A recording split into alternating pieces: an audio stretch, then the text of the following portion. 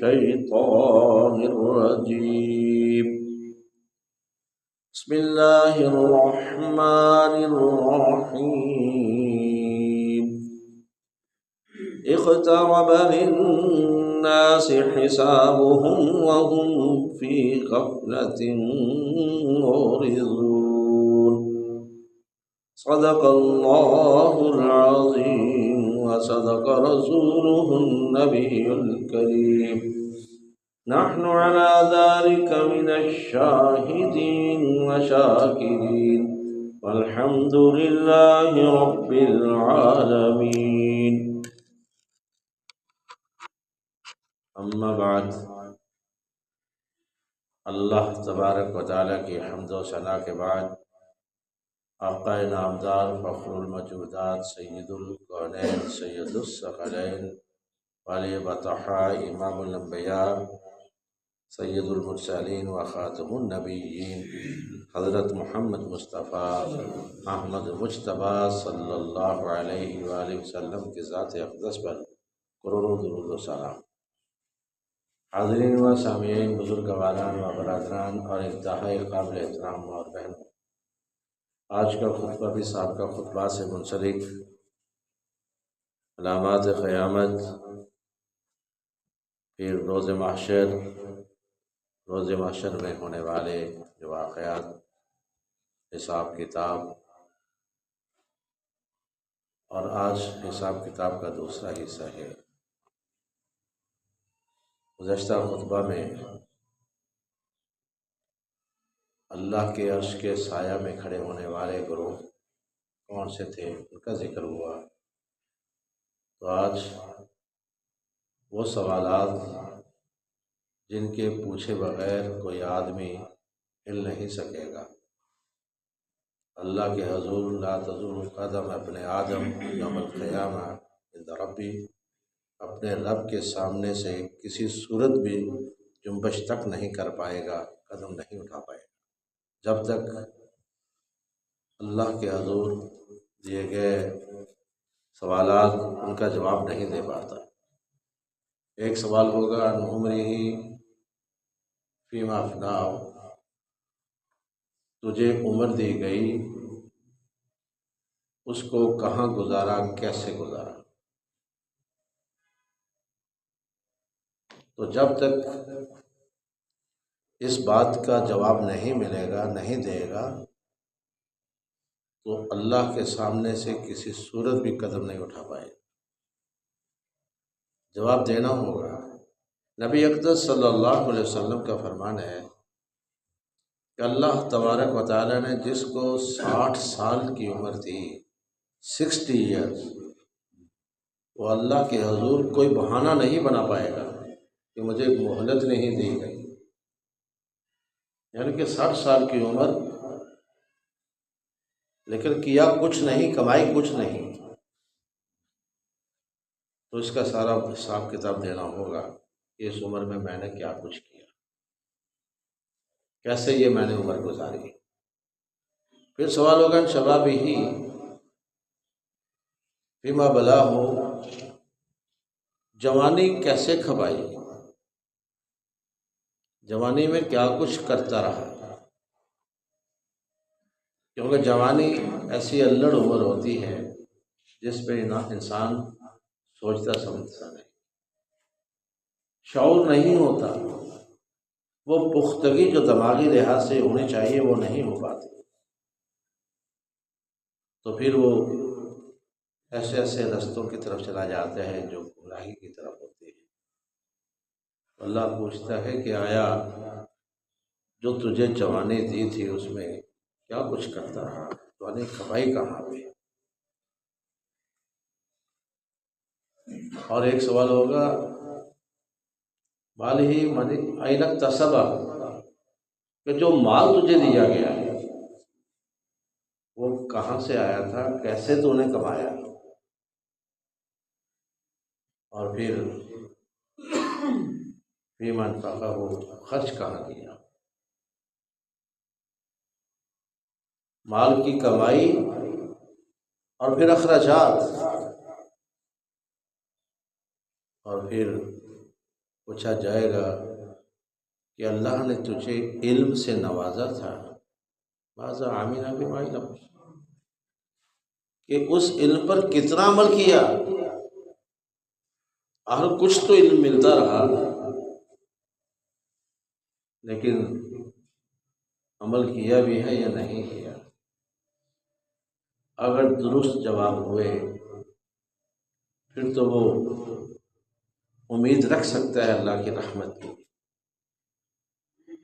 کہ اللہ اس سے خوش ہو جائے۔ لیکن جو جواب درست نہ دے پایا، رحمت کی امید نہیں رکھ سکتا۔ رحمت کیا ہے؟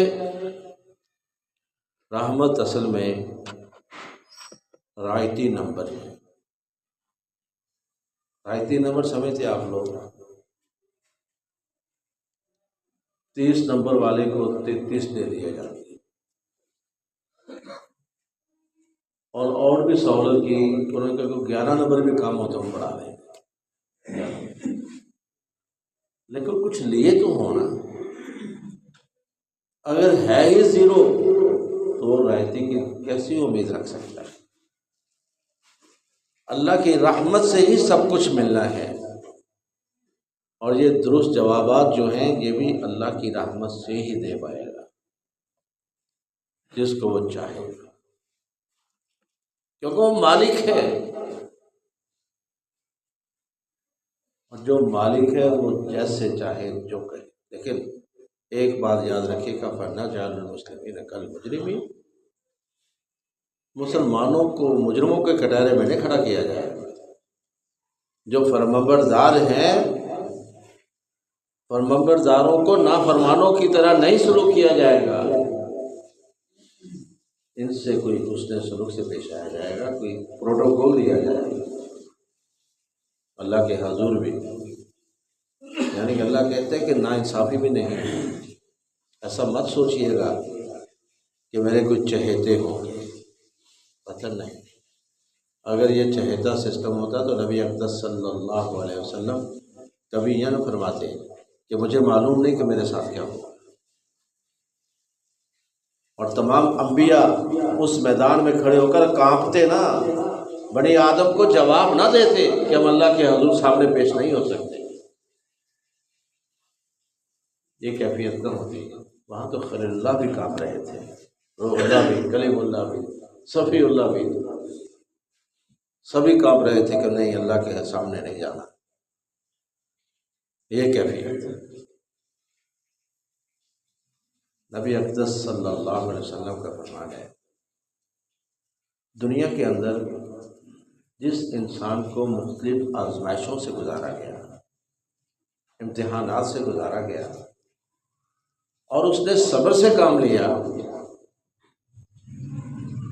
بے صبری اختیار نہیں کی، اور اللہ پہ چھوڑتا رہا، تو اللہ اس کو ایک بہت بڑا بلند مقام دیتا ہے۔ ایک روایت ہے کہ اللہ صبر میں، امتحان میں ڈالتا ہی اس شخص کو ہے جس کے اعمال اتنے اچھے نہ ہوں، لیکن کوئی ایک ایسی نیکی اللہ کی اتنے پیاری اس کی لگی ہے، لیکن وہ اس درجے پر پہنچ نہیں پاتا، تو اللہ اس کو امتحان میں ڈال دیتا ہے کہ یہ صبر کرے، اور صبر وہ کرتا ہے تو اللہ اس معیار پہ اس کو پہنچا دیتا ہے جہاں وہ چاہتا ہے۔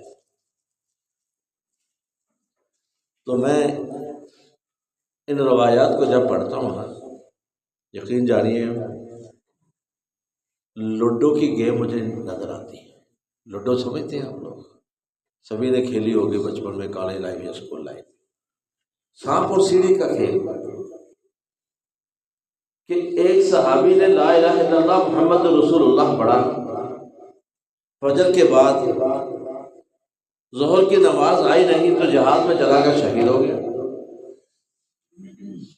اب نماز بھی نہیں پڑھی، اس کی زندگی میں نماز آئی ہی نہیں، رتبہ شہادت ملا۔ نبی اقدس صلی اللہ علیہ وسلم نے فرمایا کہ نیکی تھوڑی تھی، رتبہ بہت پا گیا۔ نیکی تھوڑی تھی، رتبہ بہت پا گیا۔ گوٹی پہ 1 یا 2 نمبر ہی آئے تھے، سیڑھی چڑھی 90 پہ پہنچ گیا، تو جب 90 پہ پہنچا، ہم بھی محنت کر کے 90 پہ پہنچ جاتے ہیں، تو 98 پہ ایک سانپ ہے۔ 3 گنا ایسے ہیں جن میں سے کوئی ایک گنا بھی سرزد ہو جائے تو پھر 0 پہ آ جائے گا۔ میں یرتد منکم عن دینہ فیمت وہو کافر فاولئک حبطت اعمالہم۔ جس شخص نے نبی اقدس صلی اللہ علیہ وسلم پر بد اعتمادی کا اظہار کیا، اس کی ساری نیکیاں ضائع، صفر پہ آ جائے گا، تحبط اعمالکم، اس کے سارے اعمال ضائع ہو جائیں گے۔ 98 پہ پہنچ گیا تھا۔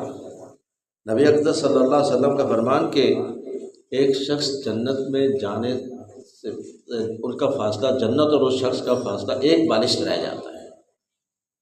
1 بالشت جنت میں جانے والا ہے، لیکن اس سے کوئی ایسا گناہ ہو جاتا ہے کہ وہ جہنم کی طرف چل گیا۔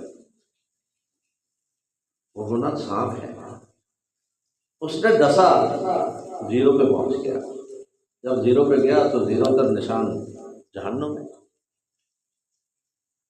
اور 3 گناہ یہ ہے، ایک نبی اقدس صلی اللہ علیہ وسلم کے فرمان پر اپنی رائے کو مقدم کرنا، اپنی سوچ کو ترجیح دینا۔ جب یہ کریں گے تب بھی 0 پہ چلے گئے، ساری نیکیاں ضائع۔ اور تیسرا گناہ شرک ہے۔ شرک کے بارے میں تو اللہ نے اپنے نبی سے بھی فرمایا تھا، اے میرے حبیب لیکن اشرکت لیحبطن عملک، اگر تجھ سے بھی ایسا گناہ ارتکاب ہو گیا گناہ کا، تو تیری نیکی بھی ساری کی ساری ضائع ہو جائے۔ اتنا قبیح گناہ ہے، لیکن ہم لوگ اس کو مائنر سمجھتے ہیں۔ بھائی مائنر نہیں، پھونک پھونک کر قدم رکھنا ہوگا۔ اور ہر قسم کا شرک انسان کو کہاں سے کہاں لے جائے۔ اللہ تبارک و تعالیٰ فرماتے ہیں ان اللہ لا یغفر ان یشرک بہ ویغفر ما دون ذلک لمن یشاء، جس کو چاہوں گا بخش دوں گا، اپنے شریک کو نہیں بخشنا میں نے۔ جو میرا شریک بناتا ہے کسی کو، اس کو نہیں میں نے بخشنا، ہر گناہ بخش دوں گا۔ اور اعمال بچانا چاہتے ہو تو نبی اقدس صلی اللہ علیہ وسلم کے فرمودات پہ کبھی اپنی سوچ کو ترجیح نہ دینا، اپنی عقل کو مقدم نہ کرنا۔ لا ترفعوا اصواتکم فوق صوت النبی، نبی کی آواز پہ کبھی بلند نہ کرنا اپنی آواز کو۔ اب نبی کی موجودگی تو نہیں کہ نبی اقدس صلی اللہ علیہ وسلم گفتگو فرما رہے ہیں اور ہم خاموشی سے نہیں، یہ فرمان رسول پر کبھی اپنے سوچ کو مقدم نہ کرنا، اپنی آواز کو بلند نہ کرنا۔ اگر کرو گے تو ان تحبط اعمالکم، تمہارے اعمال ضائع، ختم۔ نبی اقدس صلی اللہ علیہ وسلم نے فرمایا ایک پل صراط ہے، روایات آتی ہیں کہ پل صراط سے بھی گزرا جائے گا۔ کچھ مفسرین کہتے ہیں کہ پل صراط اصل میں ایک بہت باریک انداز میں حساب کتاب لینا ہے۔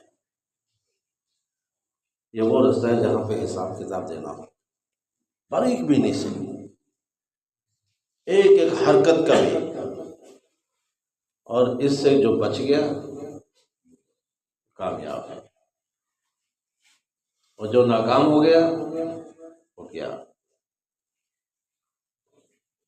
یعنی کہ اتنا باریک بینی سے حساب کتاب، اسی لیے تو نبی اقدس صلی اللہ علیہ وسلم سب سورہ غاشیہ کی تلاوت فرماتے تو ما علینا حسابہم کی آیت آتی تو اللہم حسبنا حسابا یسیرا پڑھتے۔ اما جی عائشہ رضی اللہ تعالیٰ عنہ نے پوچھا یا رسول اللہ صلی اللہ علیہ وسلم اس کا کیا مطلب ہے؟ اللہ حسبنی حساب یسیرا کہ اللہ مجھ سے آسان حساب لینا۔ آپ نے فرمایا اس کا مطلب یہ ہے کہ اللہ مجھ سے حساب لے ہی نہ۔ حساب یسیرا کا مطلب لے ہی نہ، آسانی پیدا کر دے۔ اور جب آسانی پیدا ہوگی تو پھر سبھی کس انداز میں، اے محمد صلی اللہ علیہ وسلم جاؤ اپنے امتیوں کو بھی کہو جس نے بھی اس کے ساتھ کوئی سجدہ کیا جنت سے لے کے آ جاؤ۔ گواہی ہے ہر امتی کی، اور نبی اقدس صلی اللہ علیہ وسلم کی جو سفارشات ہیں وہ تو علیحدہ ہے۔ تو جنتی جنت میں چلے جائیں گے، جہنمی جہنم میں۔ پھر جنت کی مہک اور خوشبو، نبی صلی اللہ علیہ وسلم کا فرمان ہے کہ اس کی مہک، اس کی خوشبو، یہ خوشبو کیسی؟ آپ نے کبھی رات کی رانی کے پودے سے کبھی رات کو گزر ہوا ہو تو کس انداز میں بھینی بھینی خوشبو دور تک آتی ہے ہوا کے طور سے، اس طرح جنت کی خوشبو بھی دور تک پھیلے گی کہ ایک شخص 500 سال تک سر پر گھوڑا دوڑاتا رہے گا، جہاں پہ اس کی آخری منزل ہوگی وہاں تک جنت کی خوشبو جاتی۔ لیکن کچھ بدبخت ایسے بھی ہوں گے جو اس خوشبو سے بھی محروم ہوں گے۔ ان میں وہ عورت جو ہر وقت اپنے خاوند کو معمولی بات پہ بلیک میل کرتی ہے کہ مجھے طلاق دے دو، مجھے چھوڑ دو۔ نبی صلی اللہ علیہ وسلم کا فرمان ہے کہ وہ عورت جنت کی خوشبو سے محروم رہے گی جو چھوٹی چھوٹی بات پہ، اور یہ بلیک میلنگ ہی ہوتی ہے، چھوڑ دو مجھے، میں نے تیرے گھر میں نہیں رہنا، مجھے طلاق دے دو۔ نبی صلی اللہ علیہ وسلم کا فرمان ہے کہ جو عورت بار بار طلاق کا مطالبہ کرتی ہے بغیر کسی وجہ کے، وہ جنت کی خوشبو سے بھی محروم رہے گی۔ اس کا مطلب کہ اتنی دور ہوگی وہ جنت سے کہ 500 سال تک سر پر دوڑایا جانے والا گھوڑا جب 500 سال مکمل ہو جائے تو اس کی جو منزل ہوگی وہاں تک تو صرف خوشبو جائے گی، مہک جائے گی جنت کی، اور وہ اس خوشبو سے بھی محروم ہوگا، اور وہ شخص بھی اس خوشبو سے محروم رہے گا جو اپنی سفیدی اور اپنا بڑھاپا چھپا لیتا ہے۔ اپنا بڑھاپا چھپا لیتا ہے۔ نبی اقدس صلی اللہ علیہ وسلم نے فرمایا کہ اپنے بالوں کو کالک سے بچاؤ، کالی داڑھی یا کالے بال ان سے بچاؤ۔ جو شخص کالک لگاتا ہے، اپنی داڑھی کو، اپنے بڑھاپے کو چھپاتا ہے، وہ بھی جنت کی خوشبو سے محروم رہے، فرمان رسول صلی اللہ علیہ وسلم۔ تو ہم کہاں جا رہے ہیں؟ کاروبار کے لحاظ سے تو بڑے محتاط ہوتے ہیں کہ یہاں گھاٹا نہ پڑ جائے، یہاں مجھے نقصان نہ ہو جائے، لیکن جب دین کی بربادی ہوتی ہے وہاں پہ کبھی غور نہیں کیا کہ میرے دین کی بربادی ہو رہی ہے، میں تو برباد ہوتا چلا جا رہا ہوں۔ بھائی اصل منزل جو ہے وہ ہے، یہ نہیں۔ اس کو مستقر کا لفظ استعمال کیا گیا ہے، قرآن میں مستقر کہا گیا ہے۔ مستقر ہوتی ہے آرام کا۔ کبھی موٹر وے پہ سفر کریں تو دور سے لکھا ہوتا ہے کہ ابھی آنے والی آرام کا فلاں علاقے کی ہوگی، آرام کا۔ یہاں پہ صرف آپ نے اسٹے کرنا ہے، رہائش نہیں رکھنی، رہائش نہیں ہے۔ رہائش جو ہے وہ منزل اور ہے، رہائش کے لیے منزل جہاں جا رہے ہیں وہ ہے۔ یہ رستے میں تو اسٹے ہے۔ ہماری روح جو ہے 5 جگہوں سے ہو کر گزرتی ہے، 5 مقامات سے، اور سبھی کے سبھی مستقر ہیں۔ 5 مقامات جہاں پہ اس کا ریسٹ ہوتا ہے، ریسٹ ہونے کے بعد پھر اگلے مقام میں چلی جاتی ہے۔ پہلا عالم ارواح، پھر اس میں شفٹ ہوتی ہے عالم ارحام میں، ماؤں کے پیٹوں میں، کچھ عرصہ رہا۔ پھر عالم دنیا میں، اس وقت ہماری روح عالم دنیا میں ہے، جو یہ منزل نہیں ہے، یہ منزل نہیں ہے۔ اور پھر عالم دنیا سے ہم نے شفٹ ہو جانا ہے عالم برزخ میں، اور عالم برزخ میں جانے کے بعد پھر عالم آخرت کی طرف جانا ہے۔ آخرت جو اخیر ہے، جو ہمارا ٹھکانہ ہے، اس کی طرف بڑھنا ہے۔ وہ 5ویں منزل ہے، 5ویں درجہ ہے، تو 5 اسٹیجز ہیں، اور ہر اسٹیج کی شفٹنگ کا اللہ نے نام الگ الگ رکھا ہے۔ اور سب سے زیادہ ڈرائی جانے والی جو حدیث ہے، سچ پوچھیے تو رونگٹے کھڑے ہو جاتے ہیں۔ نبی اقدس صلی اللہ علیہ وسلم نے فرمایا کہ جب موت کا فرشتہ آتا ہے اور اسی وقت کان میں آ کے کہتا ہے، یا ایتھا النفس المطمئنہ، نیک کے لیے، تو جب یہ نیک اپنے کان میں سنتا ہے نا، ایتھا النفس المطمئنہ، تو وہ خوش ہو جاتا ہے کہ منزل میری اور ہے، کامیابی ہے۔ تو پھر وہ روح نکل جاتی ہے اس انداز میں جیسے مشکیزے کا منہ کھول دیا جائے تو پانی خود بخود بغیر کسی رکاوٹ کے نکل جاتا ہے۔ اور جو بدکار ہوتے ہیں اس کو کہتے ہیں فرشتہ، یا ایتھا النفس الخبیثہ، اے ناپاک روح نکل۔ تو روح جو جسم کے اندر بھاگتی ہے، چپتی ہے کہ مجھے نہ لے جائے، کیونکہ منزل تو بتا دی گئی اس کو۔ پھر وہ کوئی موقع نہیں، کوئی وقت نہیں کہ اللہ کے حضور گڑ گڑا سکے۔ یہ ہے لم یغرغر کا لفظ جو نبی صلی اللہ علیہ وسلم نے فرمایا کہ اس وقت تک توبہ قبول ہوتی ہے جب تک جان کنی کی حالت نہیں ہوتی۔ جب فرشتے نے آ کر کان میں کہہ دیا تو جان کنی کی حالت شروع ہو گئی۔ اس کو نزاع کا وقت کہتے ہیں۔ اور پھر روح کے پیچھے اور نگاہیں انسان کی اس کا پیچھا کرتی ہے کہ یہ کہاں لے جایا جا رہا ہے، لیکن جنتی روح جو ہے وہ مطمئن ہوتی ہے۔ بدکار روح جب چھپتی ہے تو فرشتہ اس کو پکڑتا ہے پھر ایک طرف سے۔ نبی صلی اللہ علیہ وسلم کا فرمان ہے کہ اس طرح پھر روح ہو جاتی ہے جس طرح خاردار جھاڑی پر ایک ریشمی کپڑا بچھا کر اس کو ایک کونے سے کھینچا جائے، جو حالت اس کپڑے کی ہوگی وہی اس روح کی ہوتی ہے، چیتڑے ہو جاتے ہیں، زخمی روح۔ یہ آغاز ہو گیا اس کی منزل کا۔ تو اس لیے بھائی ہمیشہ اللہ کی رحمت کی پہ یقین رکھتے ہوئے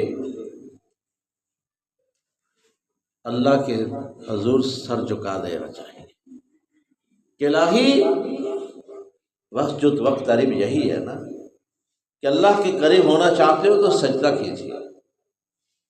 سجدہ کرنا اللہ کی قربت کرنا، اور پھر اسے صحیح کہنا ہے کہ اللہ تو راضی ہو جائے۔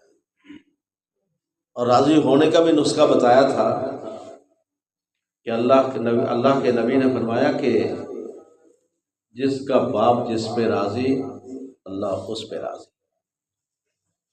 تو اللہ کو کہہ دو کہ الہی میرا باپ مجھ پہ راضی ہے، اپنے حبیب کے فرمان کی لاج رکھتے ہوئے مجھ پہ تو راضی ہو جا، کیونکہ اللہ کے حبیب نے ہمیں بتایا نا۔ اور جس کا باپ جس پہ ناراض اللہ اس پہ ناراض۔ اور باپ کو راضی کرنا کوئی مشکل نہیں، باپ کو راضی کرنا کوئی مشکل نہیں، لیکن ہمیں شرم بڑی آتی ہے باپ کو راضی کریں۔ باپ سے کیا چھپا ہے؟ تو کیوں نہ ہو کہ ہم اللہ کی خوشنودی اور رضامندی کے حقدار ہو جائیں۔